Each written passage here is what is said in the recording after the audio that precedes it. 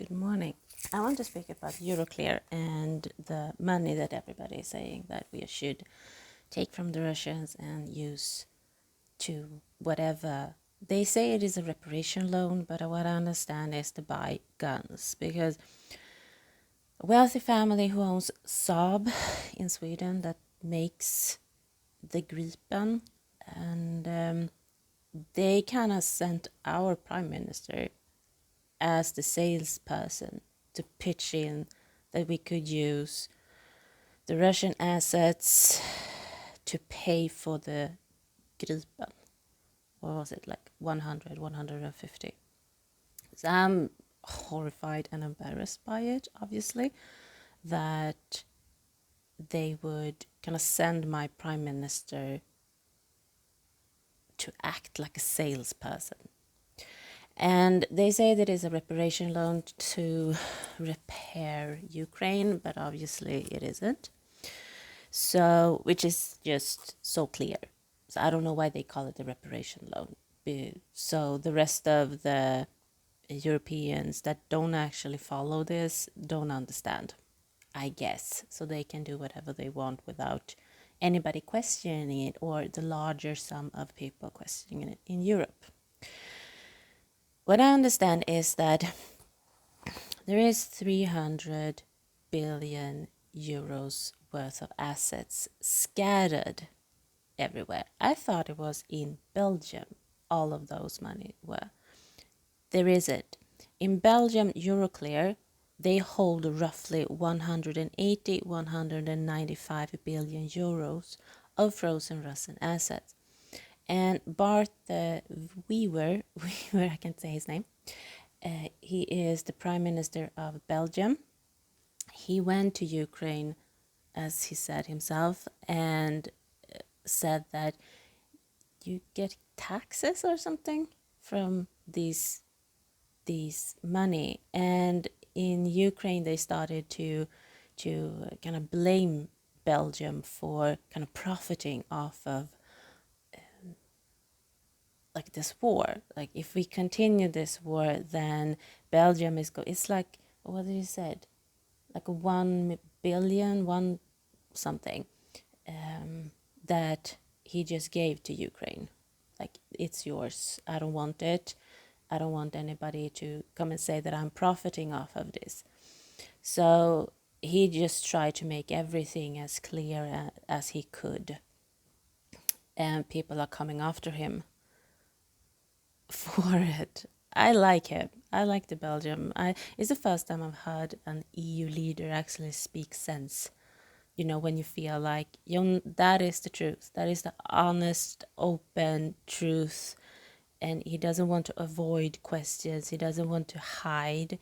He doesn't openly, obviously, betray his other EU leaders that was in that meeting. Like, you can't tell it all.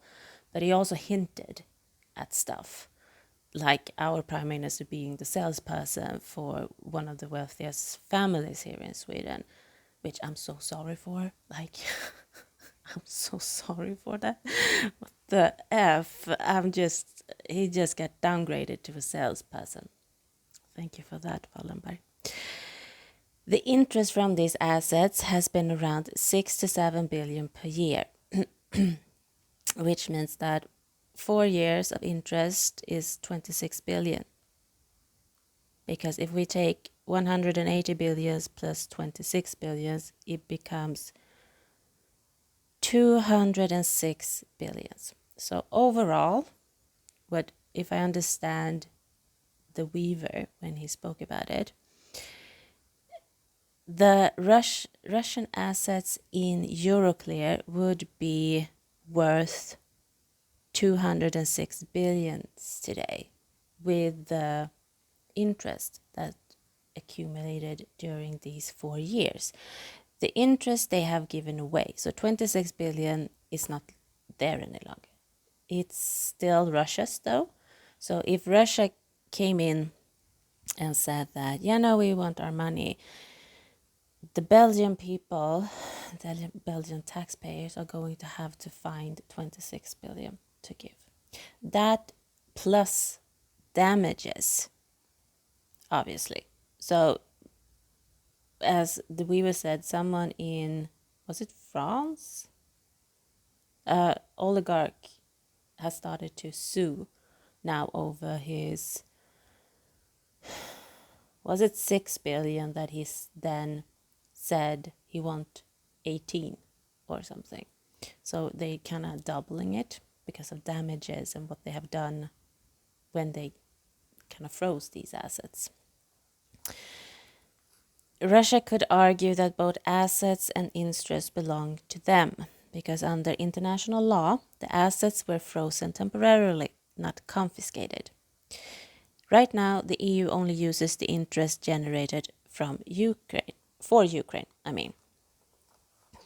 If Belgium or Euroclear try to use the 180 billion, Russia could sue and claim all back, interest and damage, creating legal and financial risk. And this is what the Belgian Prime Minister is kind of alerting, that he's not willing to move past that kind of risk line, that if he takes 140, 180 billion euros plus the interest plus damages that Russia can claim, then the Belgian people is going to need to come up with that money like for a week, or like it's now, it's not later or in the future. It's like then when you and I go to the bank and we want to like withdraw money, and the money must be there. Like you can't say, yeah, no, you get it in a week. Like, yeah, no, it's not how it works. So Belgium has the largest sum, but other countries also have frozen assets. They just don't touch it. Japan has said, it was like a Swinglish thing there. It's Japan in Swedish. Japan has said no to touch assets because it is legal. So they have said no. And what I understand, Belgium is the only one that actually kind of takes the interest and give it to Ukraine. So they have done pretty much everything they can. If all the countries that have frozen assets would do the same, then Ukraine would have gotten more money. But they don't, because that is not how you do things, apparently. So Belgium is the only one that actually has a risk here. Everybody has frozen temporarily, but no one has actually done anything with it. It just sits. So then we have the sanctions. The EU's sanctions legally freeze the Russian central bank assets here in European institutions. As long as those sanctions are renewed every 6 months, the next one is in January.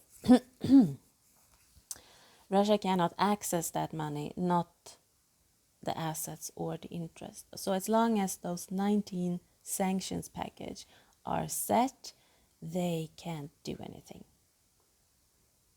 So for every each like sanctions, it becomes like a package. You just add to it. They are not like individual things that have their own life. It is like the group of sanctions. If Hungary, because Bart said that every 6 months they always have like a lump in their stomach over, we are 26 countries that are unanimous in prolonging it, the sanctions, but then we have the 27th, and it always nervousing to see if they go with it or not. And he speak about Hungary. The thing is, though, I think it's very easy to blame Hungary. However, I have heard from other places that not all countries actually are with this. They just negotiate with these countries beforehand. So every 6 months they go like around and ask everybody, okay, we're going to renew this, are you with? Or and then you have, they wouldn't say bargain or blackmail obviously, but the countries, and this is not open information by the way, if I have understood this correctly, every country then, yeah, no, I vote yes if this and that. What I understand, Hungary had some sanctions put on them because they hadn't done something, and EU was kind of fed up with them, so they put sanctions on them. And what I understand, Orban says yes to continue the sanctions as long as he gets something like sanctions lifted from Hungary, or sanctions, I don't know, they make it easier for Hungary to function. Then he says yes to the sanctions being kind of staying on Russia. And as I said, the information about Hungary is quite open. I think maybe Orban has spoken about it, but there is actually other countries that they have a problem with. They just don't want you to know it.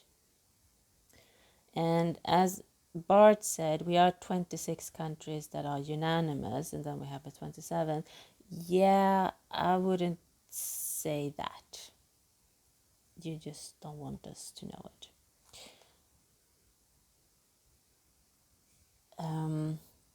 If Hungary vetoes the renewal of sanctions package, they must be unanimous. The legal freeze would expire for the EU. Yes. That means that Russia could legally demand its assets back. The moment sanctions lapse, the froze status is no longer justified under EU law. So then we were like, if the packages, like the 19th packages, is like lays on top of the last one. If in January, let's say, Hungary, Viktor Orban says, if they don't change it, maybe they do to like 20 countries out of 27 needs to agree or something, because they can't have this anxiety and nightmares over this debacle every 6 months or something. And I do think they are picking like 20 countries because they actually do have a problem with more countries than just Hungary. To be completely honest, they just don't want to say it. So if we say that Orban is saying no in January, like, yeah, no, we can continue this. We need to get our trade back with Russia. This is just too heavy on EU. Like, I'm doing this for EU. Like, you need to move. You need to move now. Like, you can't keep staying stuck like this. And then all the sanctions, like the 19th, everything the diplomats have been working on, endless hours, endless meetings, endless, like, it would all just disappear quite fast. And I was surprised by it, actually. I thought that, okay, but isn't they like individual sanctions, so they can just like withdraw 1 or 2 and 3? And no, it doesn't work that way. If he says no in January, then all of it is gone, and Russia can assets their money again, access their money again, and like fast. If they knew that let's say it's not Hungary, let's say it's another country that says, yeah, no, we can't continue this any longer, so I'm going to vote no this time. And everything just falls, and then Russia would just like the second, I guess, they hear that, Belgium would have like a message that they want their money. So Belgium needs to kind of scramble up, was it 206 billion euro, and hand it over to Russians because the law says so. And obviously damages too. So I don't know if they would, if they got their money, if they got their money, if they would sue for damages. If they didn't get their money, then they would sue, I guess, and then get damages. So what is the best thing to do? To give the Russians their money, or to not do it and then they can claim damages? Or can they claim damages either way? I don't know. Belgium would face conflicting pressures: obey EU political unity versus obey legal restitution claims. So EU would again have a conflict with an EU country over EU wants something, and then Belgium needs to do something which is like said by law. Western investors and sovereign funds would lose confidence with foreign reserves. The euro's credibility as a safe reserve currency could be damaged. The euros, credibility. This is why the EU keeps making every effort to renew sanctions unanimously. That's a hard word. Even if they have to make concessions to Hungary or others. Because if even one member refuses and the sanctions lapse, the entire legal foundation for holding Russians' money disappear, and Russia could legally demand its funds back immediately. Which I guess they would. Why on earth would they have their money staying in Europe? I wouldn't know. If one country vetoes renewal, all sanctions in that specific legal package would expire together, which means assets freeze on individuals and company. Trade bans, oil, steel, tech, luxury, financial restriction, SWIFT banking, transport ban, shipping and flight, energy resources. So they are in a pickle. They are in like a nightmare mode, to be honest. Each of these packages is a legal and under EU law normally a council decision and a council regulation, and each one expires unless renewed by unanimous vote.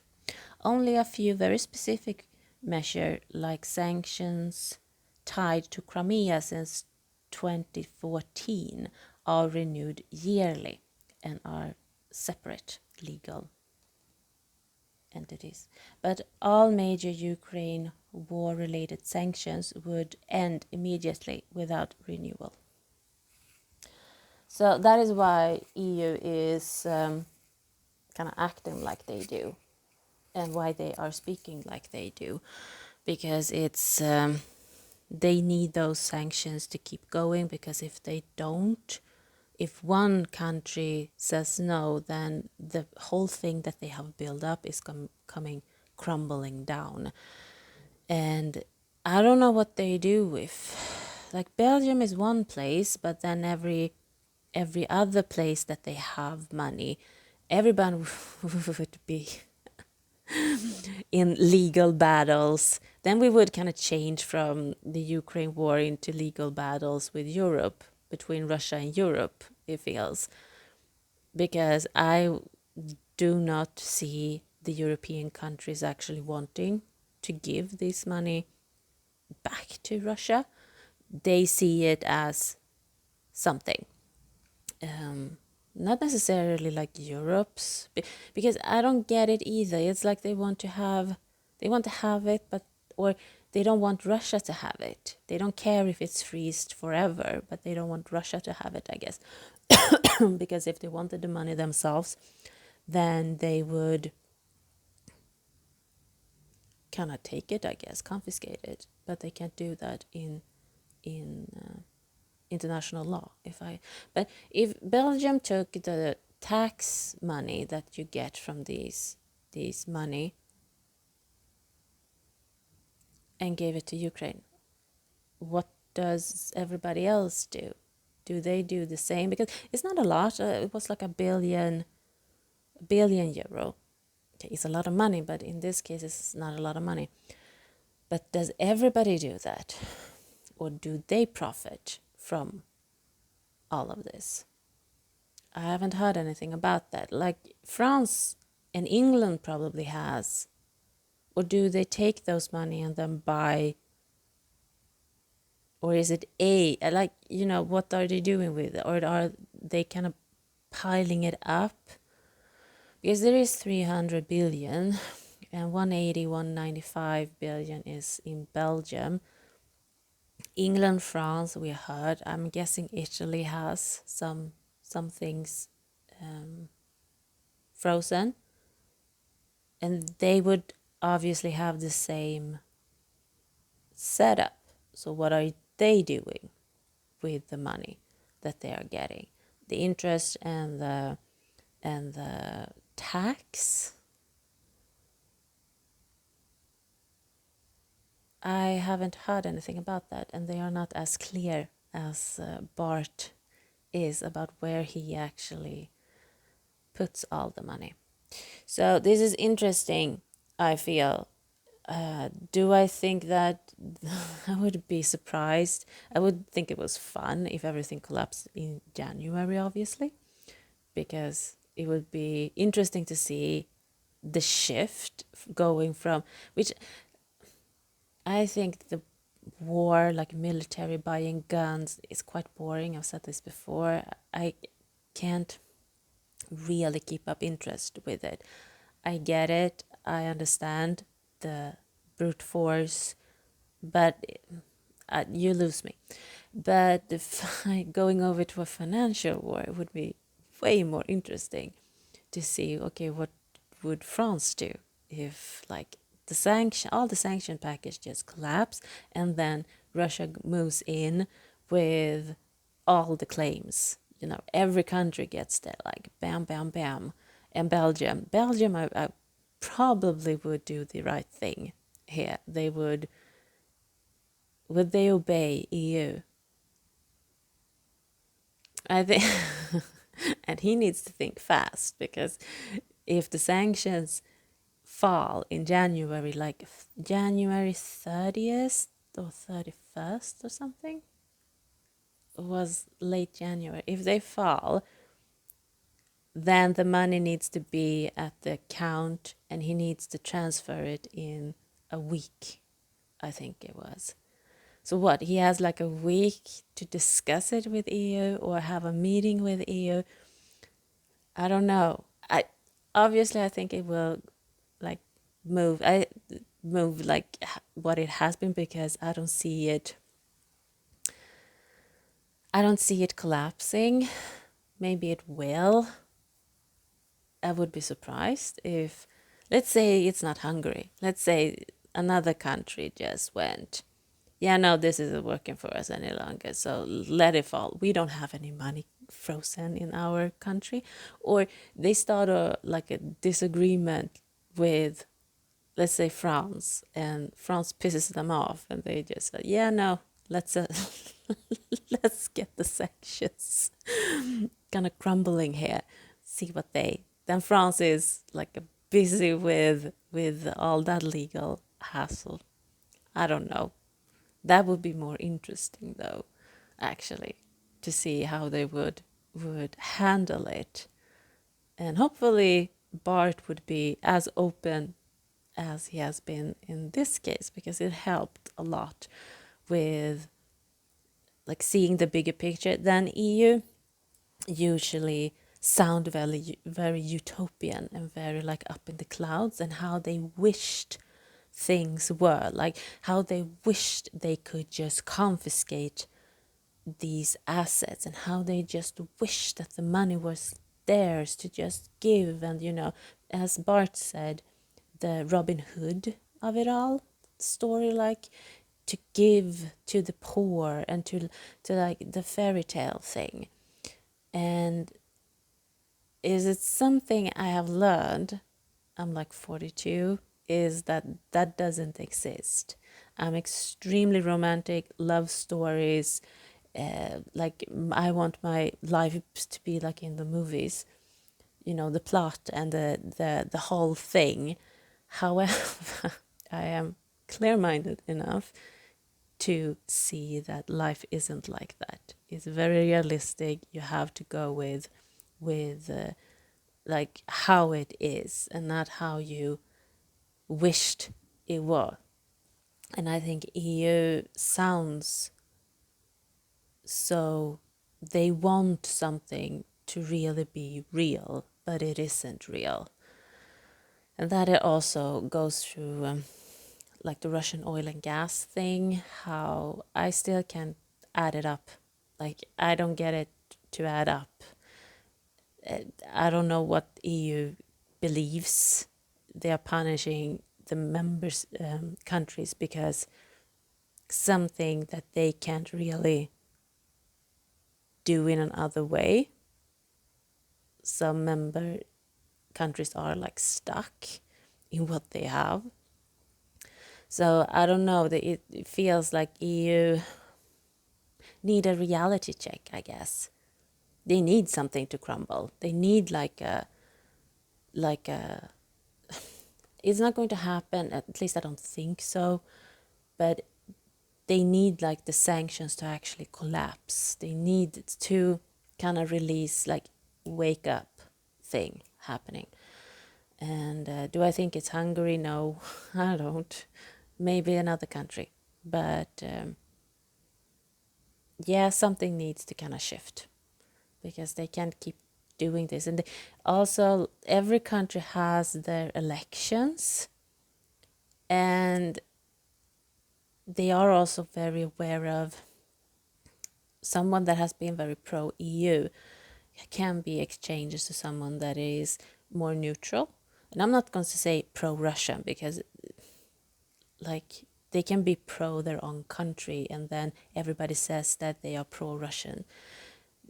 If they say, yeah, no, I don't want the sanctions doesn't work for my country, we need to lift them, then EU is that is why they want to change it. But at the same like it needs to, it's like a prolonging of something that is needs to collapse, and they just get what I'm saying. So this were my video for today. This has been fun to actually kind of learn about, because I had no idea. So we'll see what happens in the future with these money and Russian assets.